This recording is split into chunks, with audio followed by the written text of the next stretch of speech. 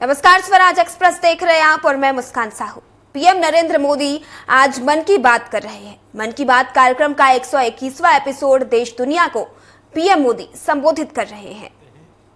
कश्मीर फिर से तबाह हो जाए और इसलिए इतनी बड़ी साजिश को अंजाम दिया।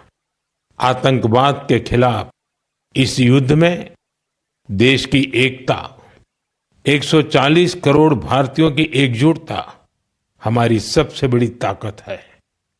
यही एकता आतंकवाद के खिलाफ हमारी निर्णायक लड़ाई का आधार है।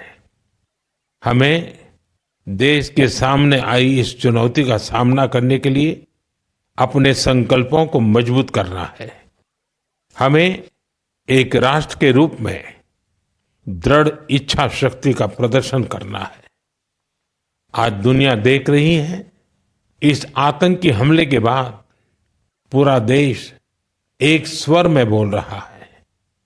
साथियों, भारत के हम लोगों में जो आक्रोश है, वो आक्रोश पूरी दुनिया में है। इस आतंकी हमले के बाद लगातार दुनिया भर से संवेदनाएं आ रही हैं। मुझे भी ग्लोबल लीडर्स ने फोन किए हैं, पत्र लिखे हैं, संदेश भेजे हैं। इस जघन्य तरीके से किए गए आतंकी हमले की सबने कठोर निंदा की है। उन्होंने मृतकों के परिवारजनों के प्रति संवेदनाएं प्रकट की है। पूरा विश्व आतंकवाद के खिलाफ हमारी लड़ाई में 140 करोड़ भारतीयों के साथ खड़ा है। मैं पीड़ित परिवारों को फिर भरोसा देता हूं, उन्हें न्याय मिलेगा, न्याय मिलकर रहेगा। इस हमले के दोषियों और साजिश रचने वालों को कठोरतम जवाब दिया जाएगा।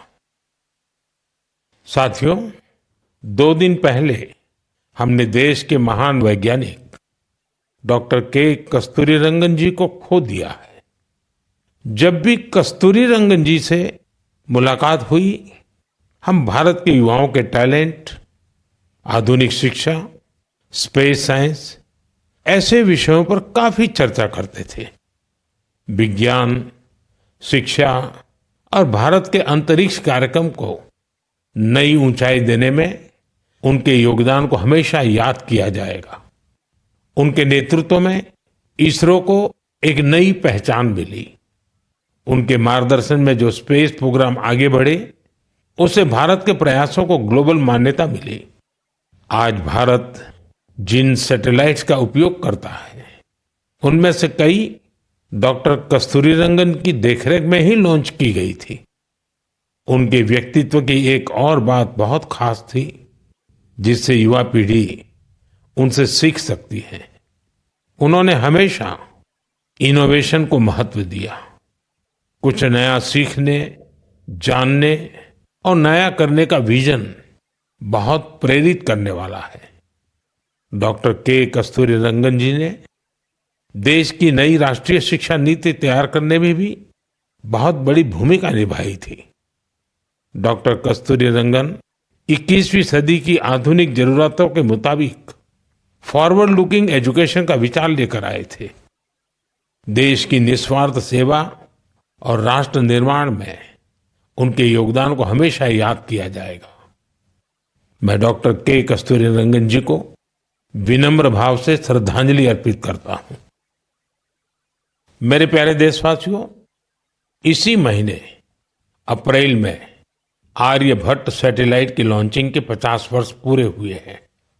आज जब हम पीछे मुड़कर देखते हैं, 50 वर्षों की इस यात्रा को याद करते हैं, तो लगता है हमने कितनी लंबी दूरी तय की है। अंतरिक्ष में भारत के सपनों की ये उड़ान एक समय केवल हौसलों से शुरू हुई थी। राष्ट्र के लिए कुछ कर गुजरने का जज्बा पाले कुछ युवा वैज्ञानिक, उनके पास न तो आज जैसे आधुनिक संसाधन थे, न ही दुनिया की टेक्नोलॉजी तक वैसी पहुंच थी। अगर कुछ था तो वो था प्रतिभा, लगन, मेहनत और देश के लिए कुछ करने का जज्बा। बैलगाड़ियों और साइकिलों पर क्रिटिकल इक्विपमेंट को खुद लेकर जाते हमारे वैज्ञानिकों की तस्वीरों को आपने भी देखा होगा। उसी लगन और राष्ट्र सेवा की भावना का नतीजा है कि आज इतना कुछ बदल गया है। आज भारत एक ग्लोबल स्पेस पावर बन चुका है। हमने एक साथ 104 सैटेलाइट का लॉन्च करके रिकॉर्ड बनाया है। हम चंद्रमा के साउथ पोल पर पहुंचने वाले पहले देश बने हैं। भारत ने मार्स ऑर्बिटर मिशन लॉन्च किया है और हम आदित्य L1 मिशन के जरिए सूरज के काफी करीब तक पहुंचे हैं। आज भारत पूरी दुनिया में सबसे ज्यादा कॉस्ट इफेक्टिव लेकिन सक्सेसफुल स्पेस प्रोग्राम का नेतृत्व कर रहा है। दुनिया के कई देश अपनी सैटेलाइट्स और स्पेस मिशन के लिए इसरो की मदद लेते हैं। साथियों, हम जब इसरो द्वारा किसी सैटेलाइट का लॉन्च देखते हैं तो हम गर्व से भर जाते हैं। ऐसी ही अनुभूति मुझे तब हुई जब मैं 2014 में PSLV C-23 की लॉन्चिंग का साक्षी बना था। 2019 में चंद्रयान-2 की लैंडिंग के दौरान भी मैं बेंगलुरु के इसरो सेंटर में मौजूद था। उस समय चंद्रयान को वो अपेक्षित सफलता नहीं मिली थी। तब वैज्ञानिकों के लिए वो बहुत मुश्किल घड़ी थी, लेकिन मैं अपनी आंखों से वैज्ञानिकों के धैर्य और कुछ कर गुजरने का जज्बा भी देख रहा था। और कुछ साल बाद पूरी दुनिया ने भी देखा कैसे उन्हीं वैज्ञानिकों ने चंद्रयान-3 को सफल करके दिखाया। साथियों, अब भारत ने अपने स्पेस सेक्टर को प्राइवेट सेक्टर के लिए भी ओपन कर दिया है। आज बहुत से युवा स्पेस स्टार्टअप में नए झंडे लहरा रहे हैं। 10 साल पहले इस क्षेत्र में सिर्फ एक कंपनी थी, लेकिन आज देश में 350 से ज्यादा स्पेस स्टार्टअप काम कर रहे हैं। आने वाला समय स्पेस में बहुत सारी नई संभावनाएं लेकर आ रहा है। भारत नई ऊंचाइयों को छूने वाला है। देश गगनयान, स्पेडेक्स और चंद्रयान-4 जैसे कई अहम मिशन की तैयारियों में जुटा है। हम वीनस ऑर्बिटर मिशन और मार्स लैंडर मिशन पर भी काम कर रहे हैं। हमारे स्पेस साइंटिस्ट अपने इनोवेशन से देशवासियों को नए गर्व से भरने वाले हैं। साथियों, पिछले महीने म्यांमार में आए भूकंप की खौफनाक तस्वीरें आपने जरूर देखी होगी। भूकंप से वहां बहुत बड़ी तबाही आई। मलबे में फंसे लोगों के लिए एक एक सांस, एक एक पल कीमती था। इसलिए भारत ने म्यांमार के हमारे भाई बहनों के लिए तुरंत ऑपरेशन ब्रह्मा शुरू किया। एयरफोर्स के एयरक्राफ्ट से लेकर नेवी के शिप्स तक म्यांमार की मदद के लिए रवाना हो गए। वहां भारतीय टीम ने एक फील्ड हॉस्पिटल तैयार किया। इंजीनियरों की एक टीम ने अहम इमारतों और इंफ्रास्ट्रक्चर्स को हुए नुकसान का आकलन करने में मदद की। भारतीय टीम ने वहां कंबल, टेंट, स्लीपिंग बैग, दवाइयां, खाने पीने के सामान के साथ ही और भी बहुत सारी चीजों की सप्लाई की। इस दौरान भारतीय टीम को वहां के लोगों से बहुत सारी तारीफ भी मिली। साथियों, इस संकट में साहस, धैर्य और सूझबूझ के कई दिल छू जाने वाले उदाहरण सामने आए। भारत की टीम ने 70 वर्ष से ज्यादा उम्र की एक बुजुर्ग महिला को बचाया, जो मलबे में 18 घंटों से दबी हुई थी। जो लोग अभी टीवी पर मन की बात देख रहे हैं, उन्हें उस बुजुर्ग महिला का चेहरा दिख रहा होगा। भारत से गई टीम ने उनके ऑक्सीजन लेवल को स्टेबल करने से लेकर फ्रैक्चर के ट्रीटमेंट तक इलाज की हर सुविधा उपलब्ध कराई। जब इस बुजुर्ग महिला को अस्पताल से छुट्टी मिली तो उन्होंने हमारी टीम का बहुत आभार जताया। वो बोली कि भारतीय बचाव दल की वजह से उन्हें नया जीवन मिला है। बहुत से लोगों ने हमारी टीम को बताया कि उनकी वजह से वो अपने दोस्तों और रिश्तेदारों को ढूंढ पाए। साथियों, भूकंप के बाद म्यांमार में मांडले की एक मॉनेस्ट्री में भी कई लोगों के फंसे होने की आशंका थी। हमारे साथियों ने यहां भी राहत और बचाव अभियान चलाया। इसकी वजह से उन्हें बौद्ध भिक्षुओं का ढेर सारा आशीर्वाद मिला। हमें ऑपरेशन ब्रह्मा में हिस्सा लेने वाले सभी लोगों पर बहुत गर्व है। हमारी परंपरा है, हमारे संस्कार है, वसुधैव कुटुंबकम की भावना। पूरी दुनिया एक परिवार है। संकट के समय विश्व मित्र के रूप में भारत की तत्परता और मानवता के लिए भारत की प्रतिबद्धता हमारी पहचान बन रही है। साथियों, मुझे अफ्रीका के इथियोपिया में प्रवासी भारतीयों के एक अभिनव प्रयास का पता चला है। इथियोपिया में रहने वाले भारतीयों ने ऐसे बच्चों को इलाज के लिए भारत भेजने की पहल की है जो जन्म से ही हृदय की बीमारी से पीड़ित हैं। ऐसे बहुत से बच्चों की भारतीय परिवारों द्वारा आर्थिक मदद भी की जा रही है।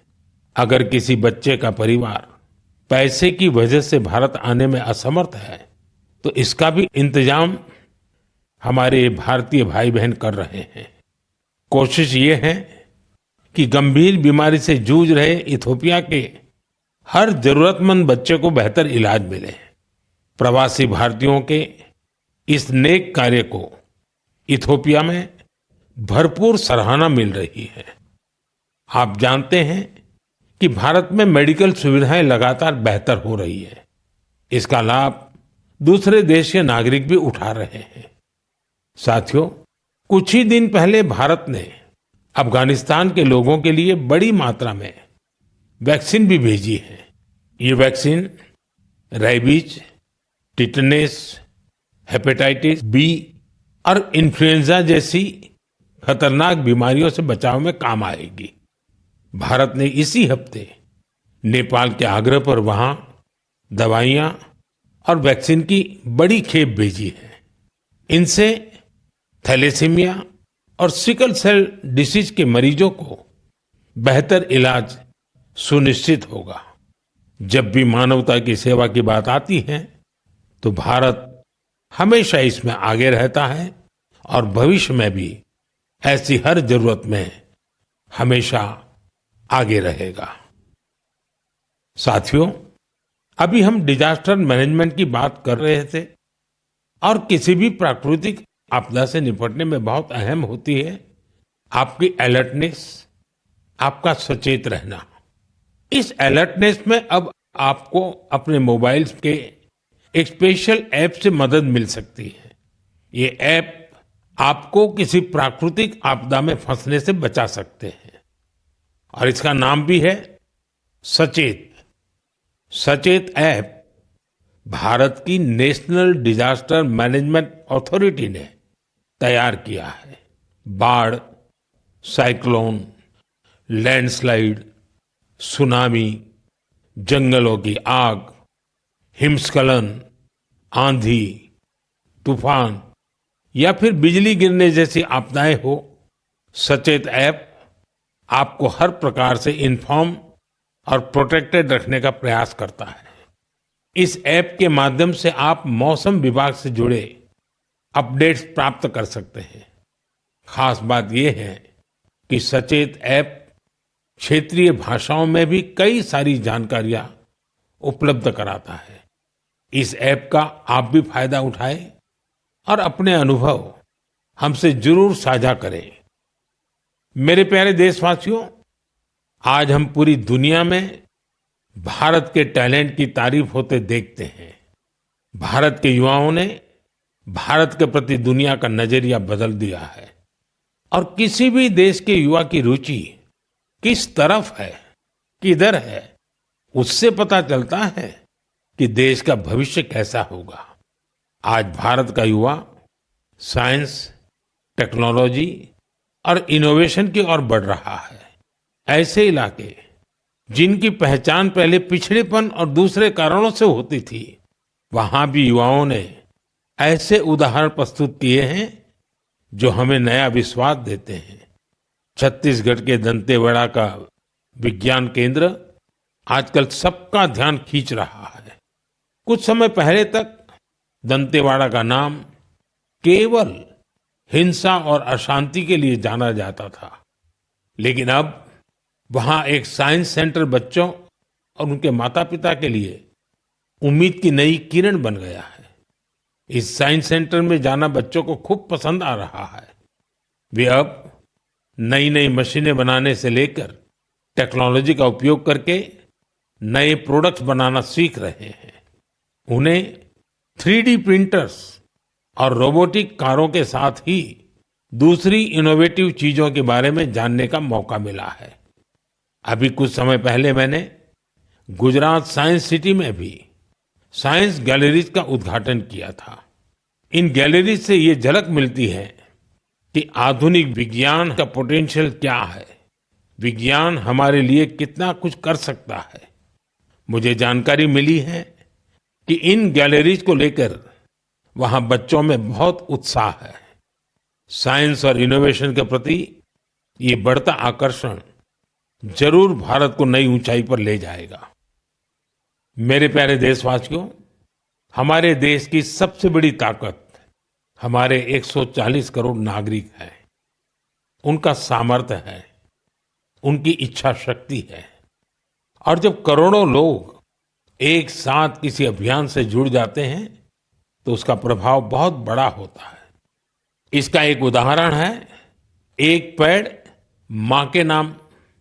ये अभियान उस मां के नाम है जिसने हमें जन्म दिया, और ये उस धरती मां के लिए भी है जो हमें अपनी गोद में धारण किए रहती हैं। साथियों, 5 जून को विश्व पर्यावरण दिवस पर इस अभियान के 1 साल पूरे हो रहे हैं। इस 1 साल में इस अभियान के तहत देश भर में मां के नाम पर 140 करोड़ से ज्यादा पेड़ लगाए गए हैं। भारत की इस पहल को देखते हुए देश के बाहर भी लोगों ने अपनी मां के नाम पर पेड़ लगाए हैं। आप भी इस अभियान का हिस्सा बने ताकि 1 साल पूरा होने पर अपनी भागीदारी पर आप गर्व कर सकें। साथियों, पेड़ों से शीतलता मिलती है, पेड़ों की छांव में गर्मी से राहत मिलती है, ये हम सब जानते हैं। लेकिन बीते दिनों मैंने इसी से जुड़ी एक और ऐसी खबर देखी जिसने मेरा ध्यान खींचा। गुजरात के अहमदाबाद शहर में पिछले कुछ वर्षों में 70 लाख से ज्यादा पेड़ लगाए गए हैं। इन पेड़ों ने अहमदाबाद में ग्रीन एरिया काफी बढ़ा दिया है। इसके साथ साथ साबरमती नदी पर रिवरफ्रंट बनने से और कांकरिया झील जैसे कुछ झीलों के पुनर्निर्माण से यहां वाटर बॉडीज की संख्या भी बढ़ गई है। अब न्यूज रिपोर्ट्स कहती हैं कि बीते कुछ वर्षों में अहमदाबाद ग्लोबल वार्मिंग से लड़ाई लड़ने वाला प्रमुख शहरों में से एक हो गया है। इस बदलाव को, वातावरण में आई शीतलता को वहां के लोग भी महसूस कर रहे हैं। अहमदाबाद में लगे पेड़ वहां नई खुशहाली लाने की वजह बन रहे हैं। मेरा आप सबसे फिर आग्रह है कि धरती की सेहत ठीक रखने के लिए, क्लाइमेट चेंज की चुनौतियों से निपटने के लिए और अपने बच्चों का भविष्य सुरक्षित करने के लिए पेड़ जरूर लगाएं। एक पेड़ मां के नाम। साथियों, एक बड़ी पुरानी कहावत है, जहां चाह वहां राह। जब हम कुछ नया करने की ठान लेते हैं तो मंजिल भी जरूर मिलती है। आपने पहाड़ों में उगने वाले सेब तो खूब खाए होंगे, लेकिन अगर मैं पूछूं कि क्या आपने कर्नाटका के सेब का स्वाद चाखा है तो आप हैरान हो जाएंगे। आमतौर पर हम समझते हैं कि सेब की पैदावार पहाड़ों में ही होती है, लेकिन कर्नाटका के बागलकोट में रहने वाले श्री शैल तेली जी ने मैदानों में सेब उगा दिया है।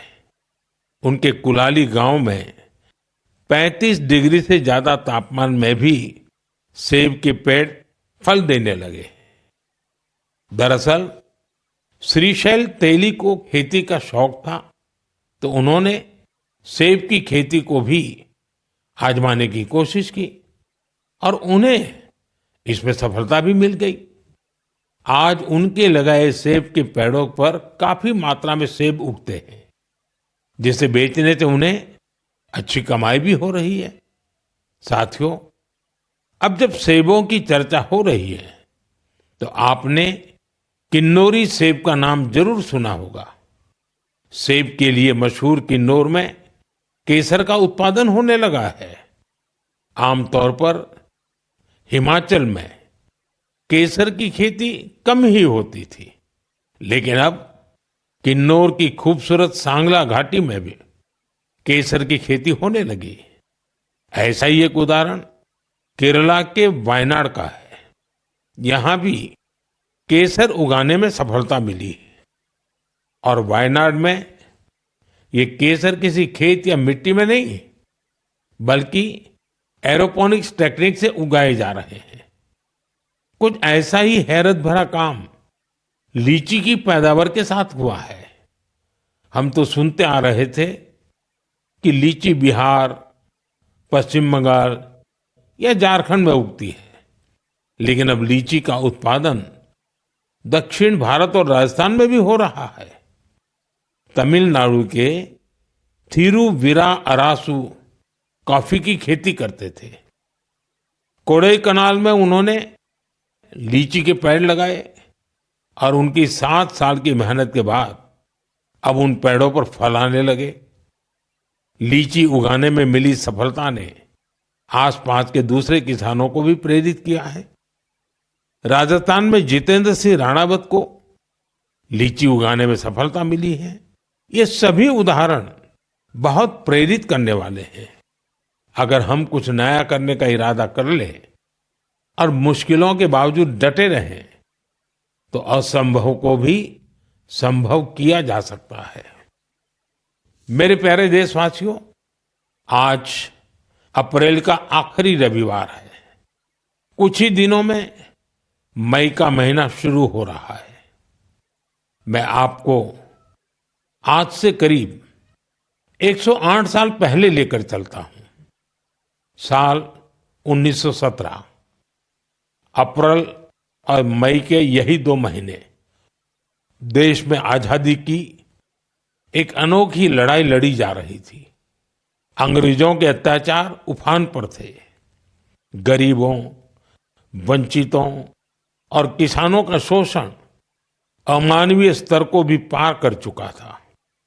बिहार की उपजाऊ धरती पर ये अंग्रेज किसानों को नील की खेती के लिए मजबूर कर रहे थे। नील की खेती से किसानों के खेत बंजर हो रहे थे, लेकिन अंग्रेजी हुकूमत को इससे कोई मतलब नहीं था। ऐसे हालात में 1917 में गांधी जी बिहार के चंपारण पहुंचे हैं। किसानों ने गांधी जी को बताया, हमारी जमीन मर रही है, खाने के लिए अनाज नहीं मिल रहा है। लाखों किसानों की उस पीड़ा से गांधी जी के मन में एक संकल्प उठा। वहीं से चंपारण का ऐतिहासिक सत्याग्रह शुरू हुआ। चंपारण सत्याग्रह ये बापू द्वारा भारत में पहला बड़ा प्रयोग था। बापू के सत्याग्रह से पूरी अंग्रेज हुकूमत हिल गई। अंग्रेजों को नील की खेती के लिए किसानों को मजबूर करने वाले कानून को स्थगित करना पड़ा। एक ऐसी जीत थी जिसने आजादी की लड़ाई में नया विश्वास फूंका। आप सब जानते होंगे, इस सत्याग्रह में बड़ा योगदान बिहार के एक और सपूत का भी था, जो आजादी के बाद देश के पहले राष्ट्रपति बने। वो महान विभूति थे डॉक्टर राजेंद्र प्रसाद। उन्होंने चंपारण सत्याग्रह पर एक किताब भी लिखी, सत्याग्रह इन चंपारण। ये किताब हर युवा को पढ़नी चाहिए। भाइयों बहनों, अप्रैल में ही स्वतंत्रता संग्राम की लड़ाई के कई और अमिट अध्याय जुड़े हुए हैं। अप्रैल की 6 तारीख को ही गांधी जी की दांडी यात्रा संपन्न हुई थी। 12 मार्च से शुरू होकर 24 दिनों तक चली इस यात्रा ने अंग्रेजों को झकझोर कर रख दिया था। अप्रैल में ही जलियांवाला बाग नरसंहार हुआ था। पंजाब की धरती पर इस रक्त रंजित इतिहास के निशान आज भी मौजूद है। साथियों, कुछ ही दिनों में 10 मई को प्रथम स्वतंत्रता संग्राम की वर्षगांठ भी आने वाली है। आजादी की उस पहली लड़ाई में जो चिंगारी उठी थी, वो आगे चलकर लाखों सेनानियों के लिए मशाल बन गई। अभी 26 अप्रैल को हमने 1857 की क्रांति के महान नायक बाबू वीर कुंवर सिंह जी की पुण्यतिथि भी मनाई है। बिहार के इन महान सेनानी से पूरे देश को प्रेरणा मिलती है। हमें ऐसे ही लाखों स्वतंत्रता सेनानियों की अमर प्रेरणाओं को जीवित रखना है।